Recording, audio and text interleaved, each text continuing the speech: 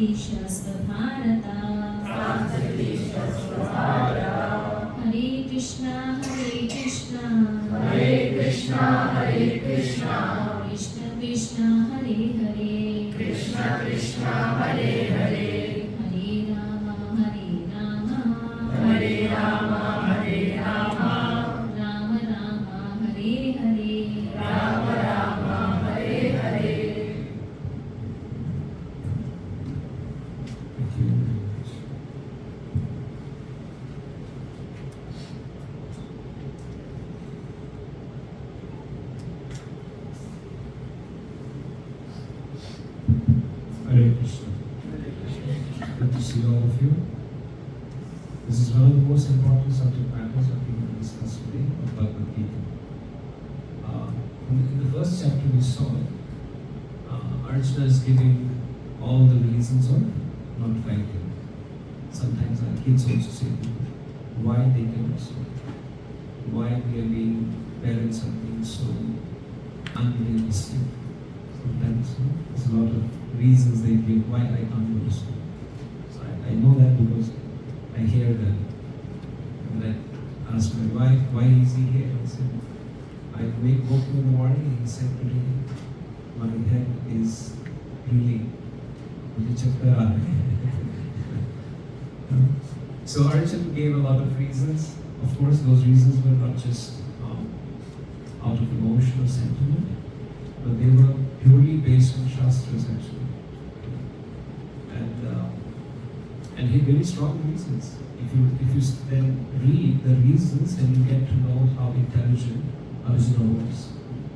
Arjuna is talking about society. Arjuna is talking about if we kill all of them, well, women will get abused, and then you have unwanted progeny, and the society will go to hell, and it will be a dangerous situation. Right? And we discussed that at length during the first chapter, how one woman can change the face of the whole world. That's the power. Man doesn't have it. And sometimes we talk about experiments and this, that, but we forget the basic innate quality Krishna has given to women. Like today's Navaratri, worshipping. Tell me one female, one male festival where you celebrate 9 days. Any festival? Vishnu 9 days? No? Never. It's one really to Krishna and Master. Right? Navaratri? 9 days. And then somebody gets up and tells us, we will teach you how to celebrate womanhood or no, it's, you look at the name of the rivers in India. What's that? Father Ganga? Grandfather, it's mother, right? Because there's a source of life. That's why civilizations were always on the banks of rivers, because they were mothers, right? Mother, right? Sita Ram. Do we say Ram Sita? No, we never say Sita Ram. Or Radha Krishna. So it's important to understand, because of the merciful nature of mother, she has a very unique position. And this reminds me, before we get into the topic, it's a very beautiful story. One day, Narada Muni, he's a transcendental spaceman, right? Transcendental astronaut. Doesn't wear any suits, but he has one Veena, and that he can go anywhere. So one day he went to Vaikuntha. He's the only person who has direct access to Vaikuntha. So Vishnu was having lunch that time. So who was serving Vishnu? Lakshmi ji. Sometimes people want Lakshmi, but they say, I don't want Vishnu. Not possible. They always come together. So if you have Vishnu, Lakshmi will automatically come. So Narada said, Mother, get me something from the plate, Mahaprasad. You say you steal, actually. Sometimes child also goes to Papa, give me something. Some pocket money. So Lakshmi said, no. Mommy, please, mother, please. So Narada said, no, I want it.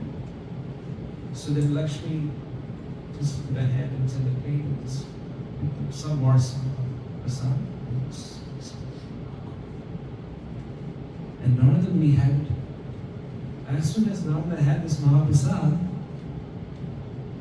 his senses burst. Every limb of his body started vibrating with the names of Vishnu, Krishna. And he got into ecstasy. So much so that he started dancing like a madman. And he kept dancing and dancing and dancing. And while dancing, he didn't know what was happening to him. He never had such an experience. So while dancing, he actually went almost up to Kailash. And we know that one of the best dancer in the universe is who? Shiva. What's that form called? No. Form. Nataraj. वो ले क्या Nataraj pencil? क्या हो गया? हमारा geometry का उसका नाम नटराज. ये हमारा शिक्षा. नटराज कैसे चलते? You don't understand. So he's Nataraj. Nata means nritya, dance, right? So when Shiva saw what has happened to him, so Shiva said, "Tell me." He said, "No, I cannot. It's a secret between the mother and the son." He said, "No, I'm your brother. Like I came from Brahma. You came from Brahma. I'm your brother. Come on." And your brothers, sisters also, right? But they share secrets. She's there. So Narada said, "I got this Mahaprasad of Mahavishnu." Shiva said, "Where's my share?" He said, "Oh, I don't know. I just ate it." He said, "How can you do it?" And Shiva held his hand. He said, "There must be something. Hold, behold." And the Narada's nail was little remnant that was. Shiva said, "Hey, got it." Shiva had it. Shiva went into ecstasy. And he started dancing. Now that's not the other dance. Parvati knows all the moves of her husband, right? But this was different. So Shiva was dancing like again, a mad man. And Parvati finally, when he got to say, Parvati said, "Tell me the secret. What happened?" Of course, husbands cannot. Of course, women think that they keep secrets. They cannot. They cannot. So Shiva, of course, said, like this happened. Narada Muni, and of course, because she is Ardhanini, she said, "Where's my share?" She said, "Oh, I got into trouble now." You know? And he said, "It's gone." It's just like this. Oh, Parvati is Durga. She can be very, she's a Mahakali, right? We worship her during these the 9 forms is Kali. Right? And she said, "Nothing but I take the whole life out of this whole material existence." And she started meditating. She said, "I also want this mercy, what you received." And when she sat down meditating, what happened? There was a chaos in this whole world. And all the demigods, they came, they were worshipping our mother. "Please leave this, what are you doing? The children in the material existence, they are children. They're dying practically. Why are you doing this?" But she didn't relent. When a woman takes a vow, she can be very powerful. So finally, demigods go to Vishnu. They say, "Mahavishnu, please help." And then Mahavishnu came. And he said, "Mother, please leave your tapasya. I have come. Ask anything what you want. You want my Mahaprasad? I will give you." And mothers are the most merciful personalities on this planet. So what did Parvati say? Parvati said, "I don't want Mahaprasad just for me. I want for the whole material existence. Whoever is on earth, everybody should get your remnants." And then Vishnu said, "Tathas." And he said, "Now, because of this boon, I'm going to appear in Purushottam Kshetra as Jagannath." And 56 times, Chappan or something, not 56 items, but the whole day Jagannath is just eating there. And you go to Anand Bazar, there's a marketplace, and you get all the Mahaprasad of Jagannath. Even Chandalas can have that. Anybody, it's accessible to everyone. So because of Parvati's blessings, the mankind got Such a beautiful message in Jagannath Puri. So Mahaprasad of Mahavishnu or Jagannath or Krishna is available to everyone. Durga Mai ki Jai. Durga Mai ki Jai. That's good. So, with this story, we will start the Bhagwat Gita session. So we were at Shloka 9. Now Arjuna really doesn't want to fight.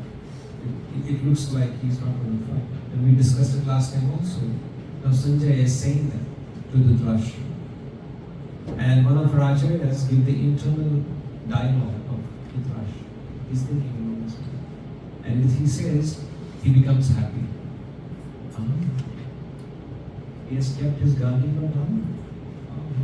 That's good news for my kids. When you come to know the day exams their topper is sick. You know, you feel a sign to me. Beta, you have a chance. No, not this. So Dhritarashtra had this. Dhritarashtra felt like, if Arjuna is not fighting, my sons have a chance. The Yudan will have a chance to become the king, to win the war. That's political existence, actually. You know, when somebody is down, then you feel you're up. But actually, you're at the same standard. So one has to be very careful of this mentality. That's the lesson, the number one lesson we get in. Is when somebody is down or up, it doesn't make it shouldn't make a difference to you. There used to be a television, what is it called? Onida. Do you remember that? Onida? Neighbors and me? Neighbors crying. Kya karna hai? Because I guess the marketing guys had read Bhagwat Gita, that's how it is. It's envy. Right? As soon as you go up in material situation, you will have more enemies. If you're like a pauper or you have not much money, Lakshmi or something like that, you won't have many enemies. But as soon as you become big, you will have more enemies. You'll see that people become more enemies. That's material nature for you. So the Dhritarashtra is exhibiting the same quality. And Sanjaya is actually using these words, Sanjaya said, having spoken thus, Arjuna, chastiser of enemies, he says, chastiser of enemies, told Krishna, Govinda, I shall not fight. Govinda means basically one who gives pleasure to the senses. But he uses the word here for evam utta rishikeshu. He uses this word, but he could have said eva uttam Krishna or something. But he says rishikeshu, which means if the senses of Arjuna are becoming weak and he's not able to decide properly, the Dhritarashtra, you can be happy just like that. Because he has rishikeshu. Rishikeshu means master of the senses. So yes, Arjuna's senses are not working, but he has rishikeshu with him. So your happiness will be short-lived. These are the words. See, this is what acharyas actually tell us. The internal meanings behind these words, or behind certain names that they're spoken, right? And then, when Krishna, then finally, in the second one, it said, "O descendant of Bharata," when can somebody read? I think I appreciate that. If somebody can read the translation for verse number 10.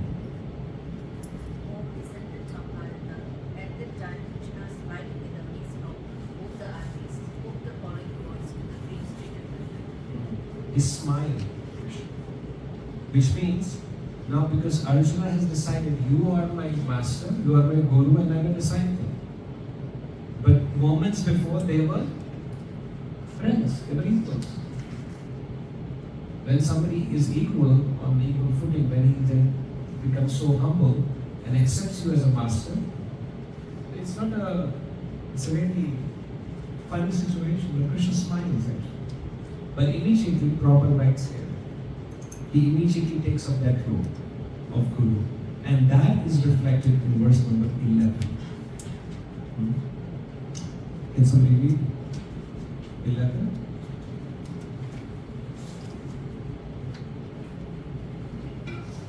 Yeah, from the chance. Yes, sir.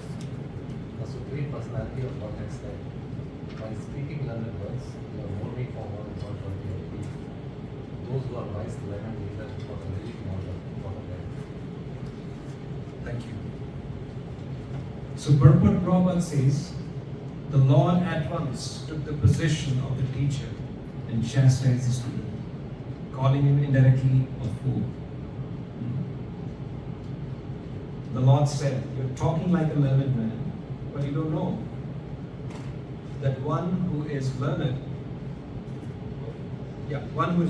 one who knows what the body is, what is body and what is soul, does not lament for any state of the body, neither in the living or in the dead condition. Now this is very important, that Arjuna here, first of all, to get knowledge, Arjuna first of all takes a position which is humble.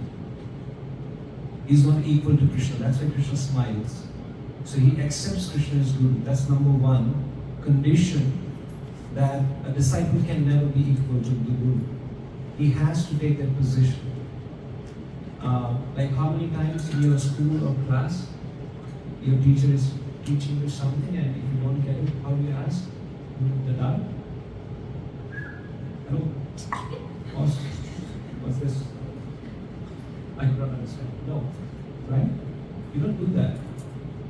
So you take a humble position.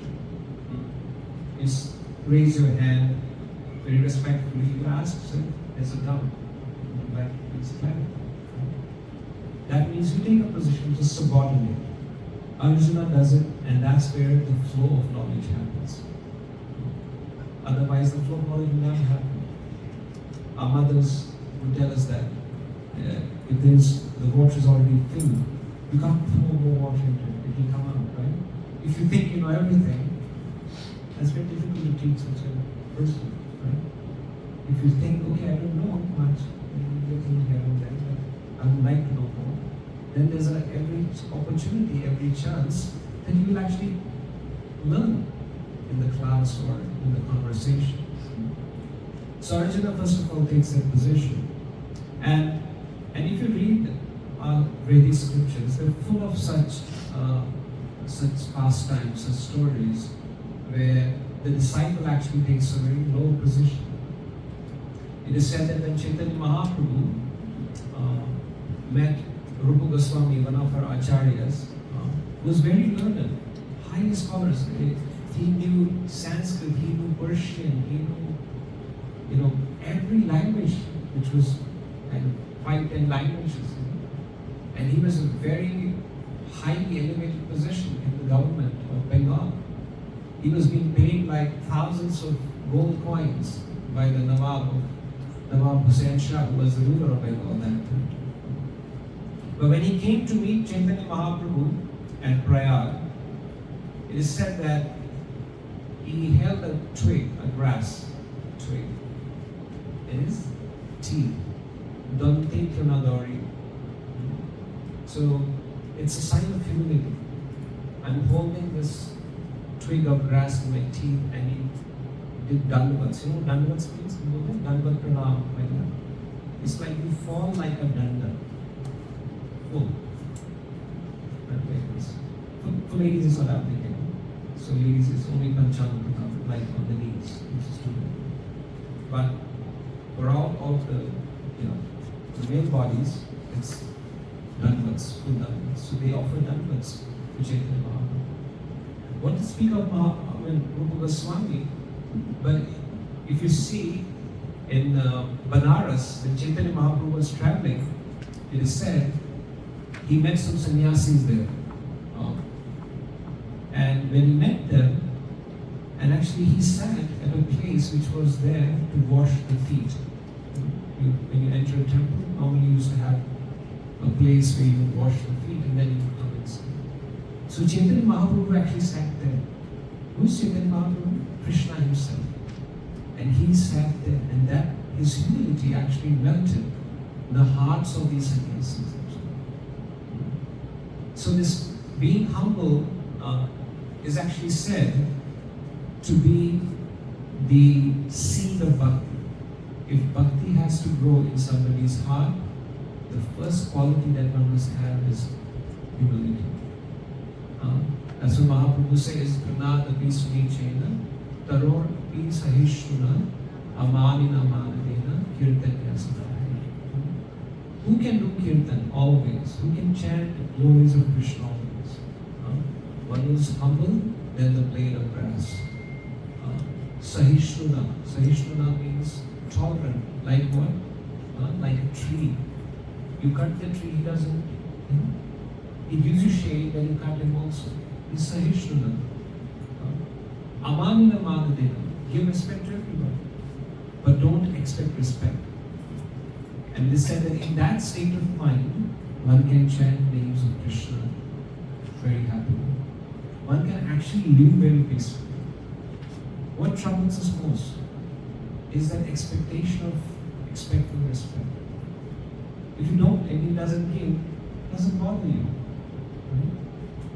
It's the expectation, it's the reaction to that expectation. When it's not fulfilled, it disturbs you. So that's what Mahaprabhu says, but you must offer respect to everyone. One devotee once told me very beautifully, he said, giving respect is a virtue. Those who give it, they will have it. Very beautiful. Giving respect is a virtue. Those who give it will have it. It's very, very important that we must respect everyone. Right from the security guard to anyone, to the CEO of the organization, irrespective of their position. And Krishna did that himself. And when he was in, for example, in Mathura, and there was this flower wala, was making some garlands, and he offered respect to him. And flower wala offered nice flowers, garlands to Krishna. And actually Krishna gave him pure bhakti. And it's not just that particular life becomes transformed.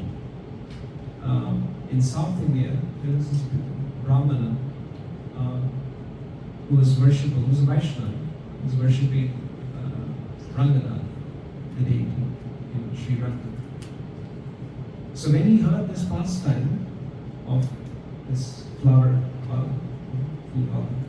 he offered garlands to Krishna. He became so amazed by this pastime that he started growing flowers and then offering it to Vishnu. His name was Vishnu Chitta. And he had a daughter, her name was Andal. So anyway, so one day, so what I'm saying is basically this person who offered flowers to Krishna, not only perfected his own life, but also inspired so many people. Right? And we know Andal is one of the Alvars in the South India. You know Alvars, like we have Mahajans, they have Alvars. She's the only lady Alvar, actually. You know what she would do? So they had this nice garden, right? Father. Somehow I am reminding myself today, these are coming automatically.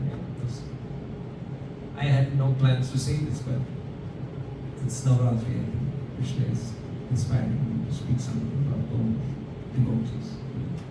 So Andal, what she would do, these flowers would come from the garden, she would make nice garden, and then she would wear it.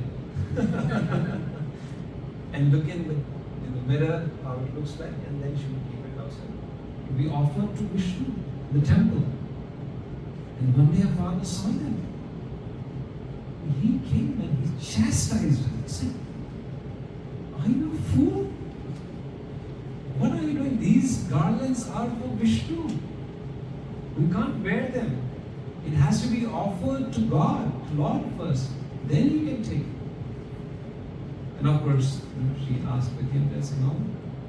And so Vishnu Chitta, of course. But that night, Vishnu Chitta had a dream. And who came in his dream? Sorry?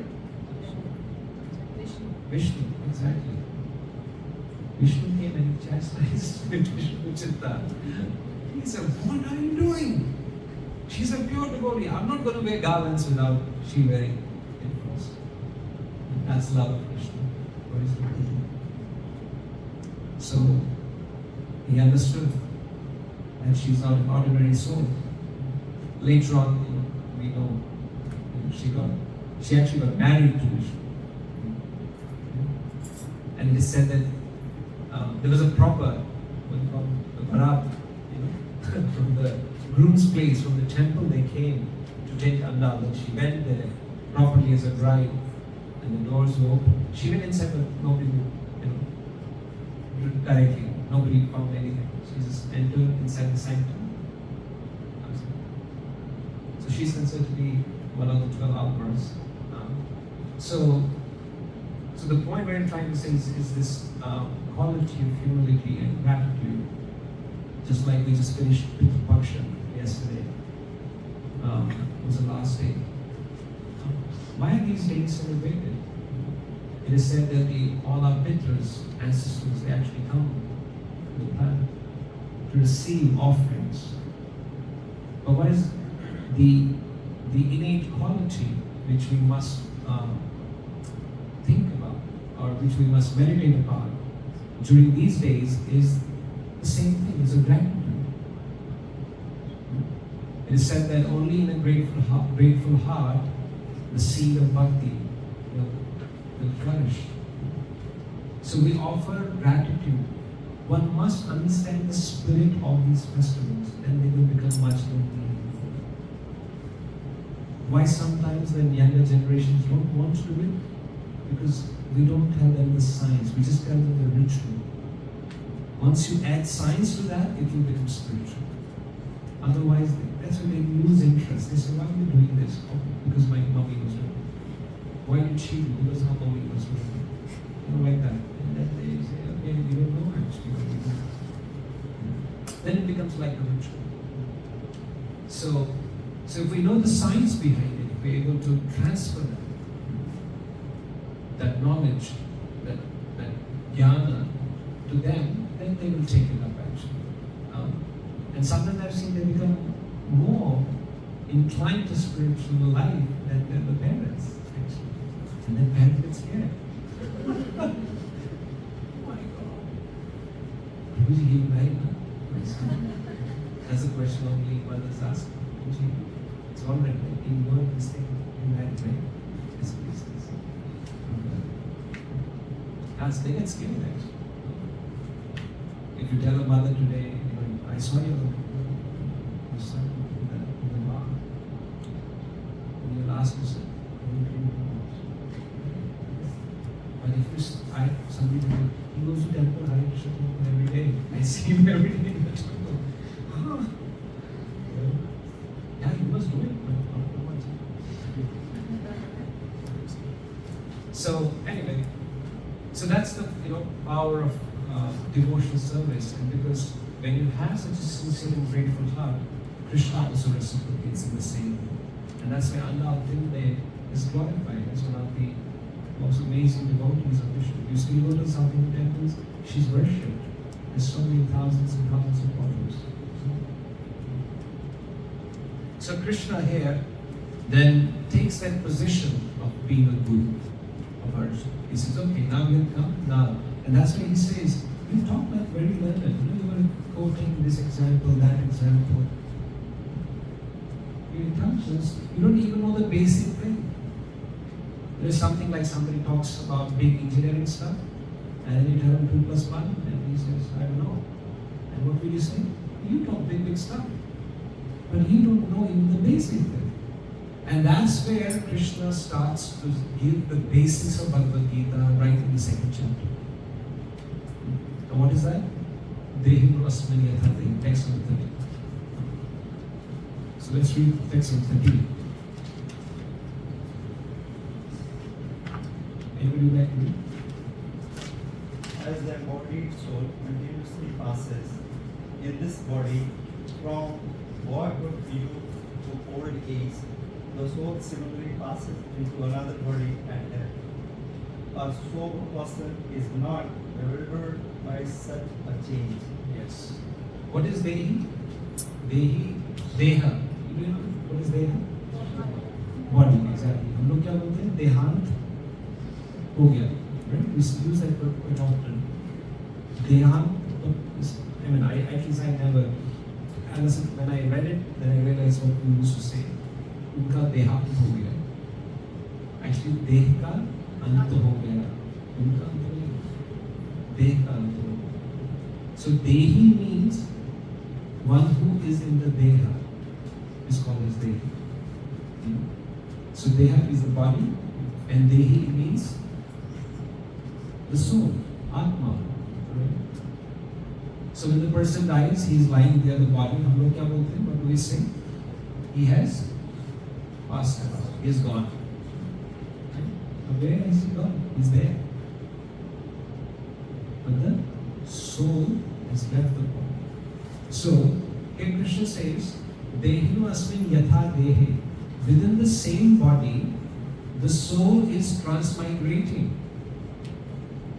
from Kaumara, your baby, Yogana, and Jarana, Saruji, old age, Mataji.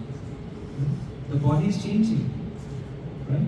But the soul remains the same, right?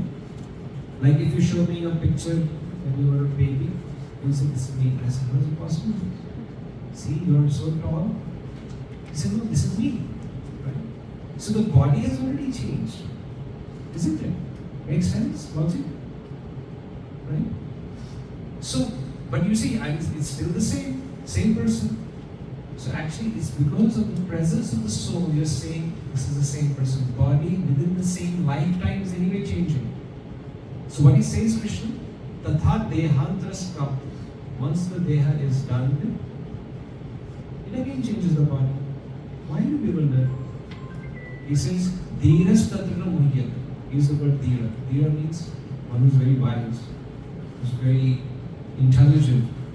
So he's not bewildered by such change. He knows what has happened. So he's not, oh, what has happened, why my father died. No. Now the soul has just transmigrated into another body. That's what has happened. Is this clear? If not, we can further elaborate it, but I just want to be sure because it's a very important topic. Like we used to play this game in colleges and schools. Let's play this game up here. Point towards your head. Like this. No, she's doing like this. Point towards your nose. Point towards your chest. Point towards your legs. Point towards yourself. You start his chest, something like that. So we don't know yourself. Please just play like that. Because you are not the body. Let's take one more example. This is my book. This is my book. Am I the book? What does it mean? This is my book. Can somebody elaborate this? This is my book. Sorry? It belongs to me. Okay, that's one conclusion. That's what. Any other conclusion you draw? This is my book.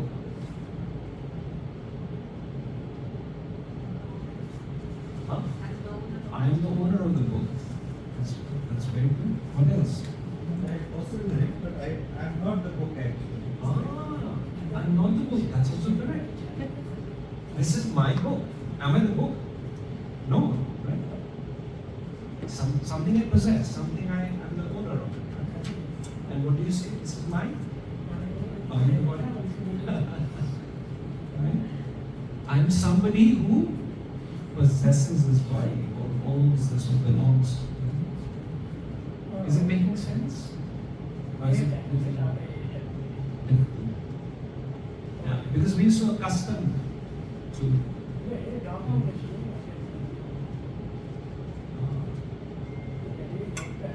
So that's why Krishna brings it right at the beginning, which means this particular science that this you are not the body, you are a spirit soul,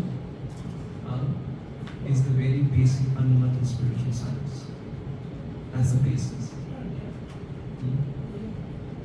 And then Krishna, in the verse 14, takes it to the next level. Let's read that.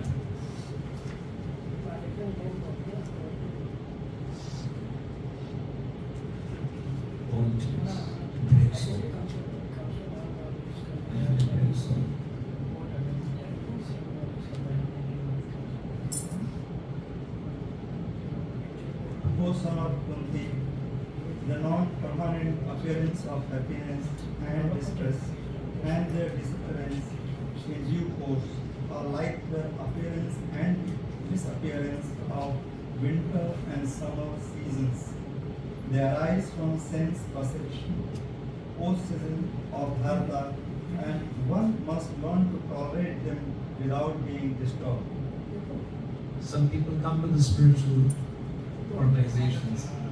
Of course, most of us are disturbed, right? Krishna says there are four kinds of people who come. Artharthati Jignasu Vijnana. One is very distressed, needs money, one was very inquisitive, and one was very wise, sage, inquisitive. So like, you're always questioning why I'm suffering, why bad things happen to good people, why the world is like this. So very few people are like that. Or somebody who's doing some yoga and wants to understand who's God. But most of us are like who's distressed.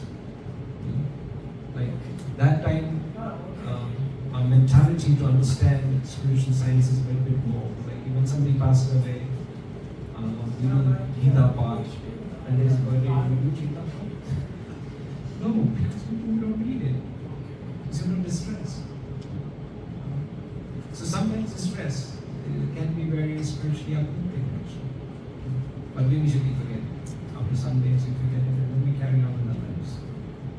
So Krishna here is explaining that this sukha dukkha, it's like a cycle. Like we have birth and death. So the happiness and sorrow is also like a cycle. Like a cycle of seasons, he says. Like sometimes it's winter, sometimes it's summer. By rule, man is a fool. When it's hot, he wants cool. And when it's cool, he wants hot. Every time what's hot. So that's how the perception is. So if you're not able to, like for example, if sometimes people say that the toughest thing is how to face failures. We always speak about it, right? There are many management courses that teach you how to face failures. But there's not a single course which teaches you how to handle your success. If a person knows how to handle his success, which means, like a devotee, what happens when a devotee gets success? So when a devotee gets success, there are only two things that will happen, right? Either you get success or you get failure. Or some punishment or whatever, some trouble. So when there's a trouble in a devotee's life, and it's a proper mindset, it's an attitude he develops by Krishna consciousness, and he is actually very peaceful. So when he's troubled, he says, "Thank you, Krishna. You're very, very kind." Actually today, I was supposed to suffer like hell because I must have done a lot of sinful activities. But you're so merciful, I'm getting a token amount of distress. Only my car has punctured. It's all right. I'm reached office for today. It's okay. And someone you are saving. So he's always in that mindset. But when he gets success, he says, "Krishna, you're so merciful. I didn't deserve it. I deserve only this person. My boss gave me 20% pay. Thank you." So that kind of person who's offering his results to Krishna and fulfilling success and takes the blame, it's not a negative mentality, but that kind of person actually is always satisfied. Don't you think so? Right? Because when you start taking credit of your success, then you take the discredit as well, you fail. But we do absolutely opposite of this devotee mentality. When it's success, and then you make story how you did it. Right? Yeah, I worked hard. No. You can forget those team members of yours who actually got you to that success. But when it comes to failure or some troubles in our life, what we do? Blame God. Blame Krishna. Simple. Kya usko dikta? Why he did this to me? That's a typical materialistic mentality. A devotee mentality is, okay, if I get something nice, it's Krishna's mercy. If something bad happens to me, it's also Krishna's mercy. I'm getting only a token. And I've seen devotees, I know them very well, they're very peaceful. I cannot tell you what kind of conditions sometimes they go through. I had recently a devotee friend of mine, and I would love to share this example. Because of course today is Navratri, and she had a beautiful, beautiful daughter. He had a beautiful daughter. I know the whole family. You know them? So she, by birth, I think she had some troubles in her nervous system. So she grew up well, up to 10th standard. But after that, her body took a very bad turn. She was bedridden for so long, for so many years. And she had a sister who was a chartered accountant. She left everything, so they both, the whole family stayed with her. And from their bed, she would preach, actually. She had a channel and she would speak. She would conduct programs. And then she started conducting festivals where big swamis and sannyasis would come. And she read about Srila Prabhupada's disciple. And she got so interested that she actually traveled all the way to Dallas to figure out more about that personality. So much so that thousands of people would kind of started reading her, whatever she had to say, or and till the end of her life, she recently passed away at the age of 23. So actually I went from Singapore to give my offering, and because she would call me, because I read a lot about that person, and she would ask me some questions, and I would visit her also. And normally when you visit such a person, you think that I will speak something so that a mood will be uplifted. But once I would come out of the room, it was me who was inspired. And he was a child actually. But she always would tell me that this body I got because I must have done some bad karma, but it's all right. She got initiated actually. She was chanting 2 hours, 16 rounds every single day with that body. On the bed. Every single day. And when she left, Buddha Gauri's departure. There was chanting going on, there was tulasi, there was garlands. It was like a celebration. And they did a big festival. We had like 2,000 people for a 23-year-old kid. And they were glorifying her as if like, they had like, we have 5 mouths. We want to talk more about it. She was just amazing. But she took it and she said, all these troubles that I are in my life are because of my previous karma. But she said, I am grateful. And that was beautiful. She would always say that I am grateful to Krishna for giving me such a family, for giving me such a loving father, for giving me such a sister. So what happened, that whole consciousness changed. And whoever would come in contact with her, including her teachers in the school, they would come to the temple just because Mohini would tell them about the temple. So this is not just a philosophy. There are people who live this philosophy. And we all can do it. We all can do it. Yes, it's very much possible. Otherwise, Krishna would have never spoken this. And Vedas would have never written it. Because if it was just for Arjuna, Krishna would have come here. Just one-on-one. No. Because this was meant for all of us. That's why Krishna says it. Then the $1 million question comes, How do we do it? You're actually already doing it by coming in the association with devotees. The principle is very simple: A, B, C, D. Right? Manish ji had shared this with us in the same one of the sessions. I remember he said A, B, C, D. Right? A for source. Yes, association. B for books. You read, because if you don't have a script yourself, the society will give you a script. Makes sense? Isn't it? If your kid doesn't know what to become, where the ideas is going to come from? The society. In our times, what was the society telling us to become?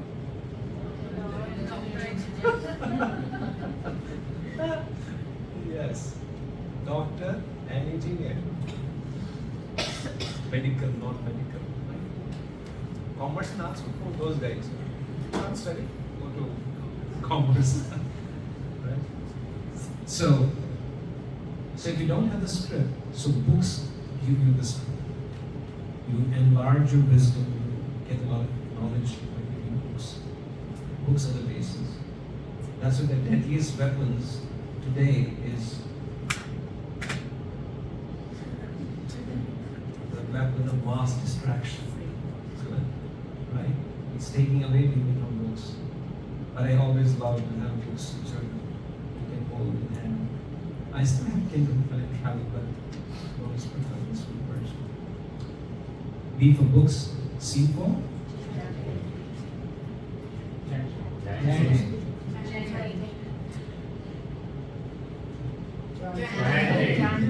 because if you say loud, some people know because that means I'm not doing it. I can do it.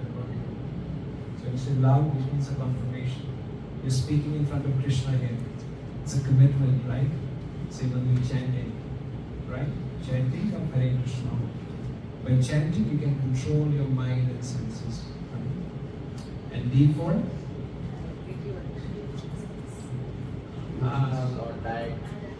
D for only diet. I never say devotional service. Prasad, diet. Empty stomach, you can't worship, right? That's the point. Krishna Prasad is the most, it's actually called Prasad. Prasad means mercy. It's the most merciful incarnation of Krishna. So, that's the process. And you're all doing it actually. And all what we need to do is continue. Educate us. Don't be spiritually illiterate. This is real education, Prabhupada always say. I was talking to one woman, Mataji yesterday in the temple. She came to me. She said, I don't understand English. One Mataji was actually translating. She said, I don't understand English, but I sat in your class, but I liked everything whatever you said. I said, wow. And she said, no education like that. I said, no. I said, please remember, there is literacy and there's education. This is the lesson. Please remember this forever. Because we try to push our kids on those lines. There's literacy and then there is education. You may be highly literate, but highly uneducated. Right? Education and literacy are two different things. I was talking to one girl once, and in a college, and I saw there was one gentleman standing on the door, and he didn't come in. So I think maybe somebody. So while we were talking, and I asked the girl, I said, "Is he with you?" She said, "Yes." I said, "Who is he?" "It's my father." I said, "So you should have brought him in. Why is he standing?"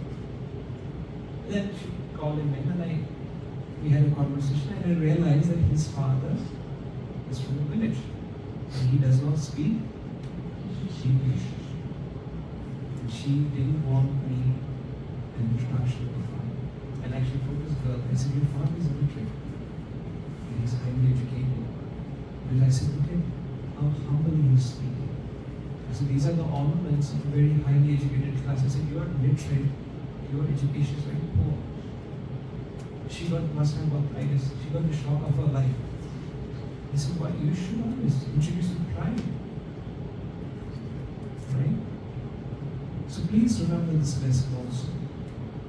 Okay? We will stop here. Any comments or questions? Or you can share